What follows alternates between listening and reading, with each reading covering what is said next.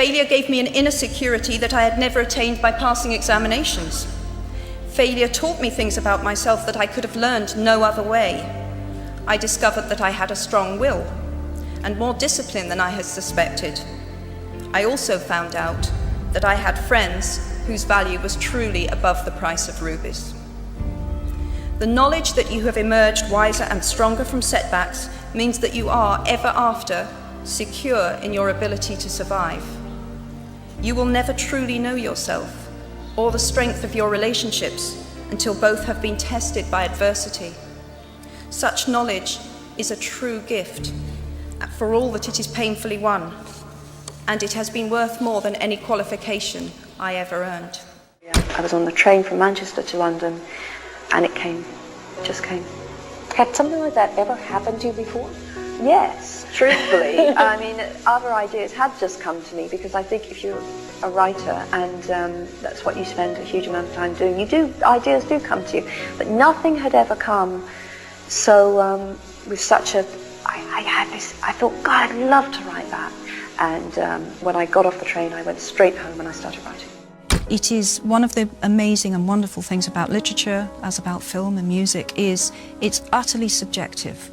So it's somebody's that's opinion. the point of it, you know, that's the point. Of course, you move in that world. If you expect to just stand under a shower of perpetual praise, there's something wrong with you. Exactly right. That, you know, you will get criticism. I knew that going in, and the funny thing is, I'm not a particularly, I was never a very confident person. In there are areas in my life in which I'm very thin-skinned, but not in this area. In this area, I think it's right and proper. I should be criticised, and that's and can literature. You learn? Did you write in here? Mm-hmm. This is really the room. Well, I finished Philosopher's Stone in here. This is really where I turned my life around. Completely. I mean, my life changed so much in this flat.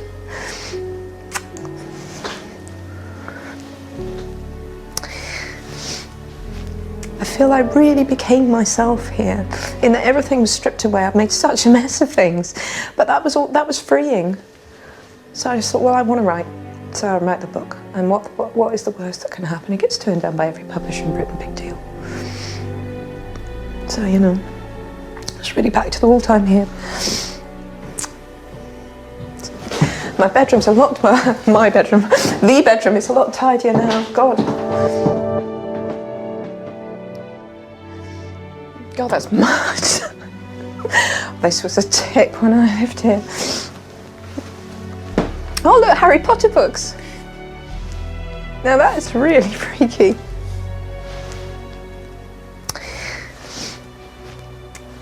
And for years now, I felt like if it all disappeared, and some days I do feel like, is it real? Then this is where I would come back to, you know, this would be my baseline, I'd be back in Leith. And obviously if I'd known that 10 years on, I'd come back here with a film crew and there would be my published books in someone else's bookcase in this room. I mean, it's really incredible to me. It really, I mean, yes.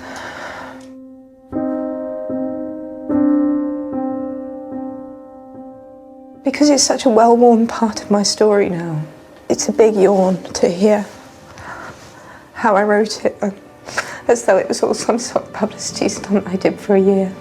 But it was my life, and it was very hard. And I didn't know there was going to be this fairy tale resolution. And coming back here is just full of ghosts. I remember once, and it was like well, I'm going to call it a flash of clairvoyance now. Obviously, if it hadn't come true, it would just be some random crazy thought I'd had. But I do remember one day, writing Philosopher's Stone, I was walking away from the cafe where I'd been working. Philosopher's Stone, which became Sorcerer's Stone, exactly. So that's the first novel. Mm-hmm. And I had this moment where I suddenly thought, it was like another voice speaking to me, and the voice said, the difficult thing's going to be to get published. If it's published, it will be huge.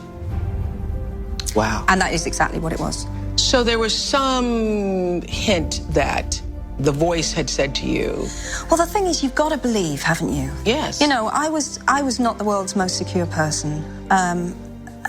I wasn't someone with an enormous amount of... In fact, I'd say I was someone with not much self-belief at all. And yet in this one thing in my life, I believed.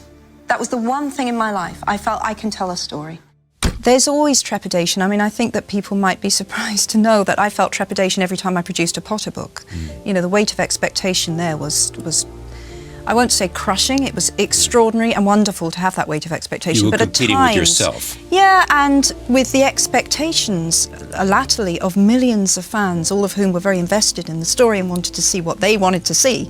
And I knew where I was going, and I had to put on mental blinkers a lot and just think, I know where I'm going, I must not be influenced by this.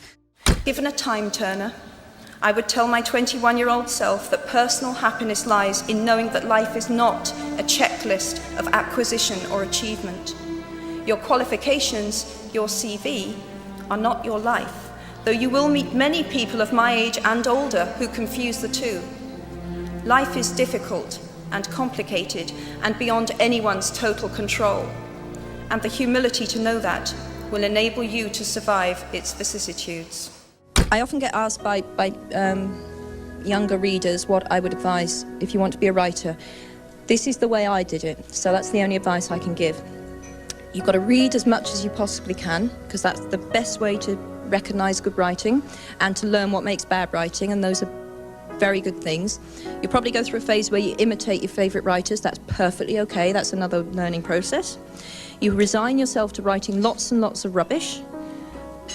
You just got to write that out of your system, and sooner or later you'll hit what you know you really should be doing and what is your genre.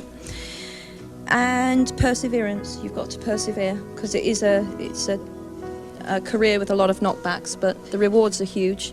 I don't mean in the sense that if that's what you really want to do, to be able to do it lifelong is the best thing in the world. Very rewarding. But it's not a career for people who are easily discouraged, that's for sure. And to their parents, don't tell them it's unrealistic. Never say that. Because even if they're not published writing, well, writing is the passion of my life, so it's an important thing to do. I've always wanted to be a writer. And obviously, if you want to be a writer, you dream of supporting yourself through writing, definitely. But it is a bit of both, because I was very much aware that children's books, you do not, the possibility of supporting yourself solely by writing children's books is slim. That's the reality of it, and I was fully aware of that. So in that sense, this has all come as a huge, enormous shock. I'm delighted because I always wanted to write and always have written, but my realistic side had not allowed me to dream of half of what's happened to me, truthfully. If you choose to use your status and influence to raise your voice on behalf of those who have no voice, if you choose to identify not only with the powerful but with the powerless, if you retain the ability to imagine yourself into the lives of those who do not have your advantages, then it will not only be your proud families who celebrate your existence, but thousands and millions of people whose reality you have helped change. We do not need magic to transform our world. We carry all the power we need inside ourselves already. We have the power to imagine better.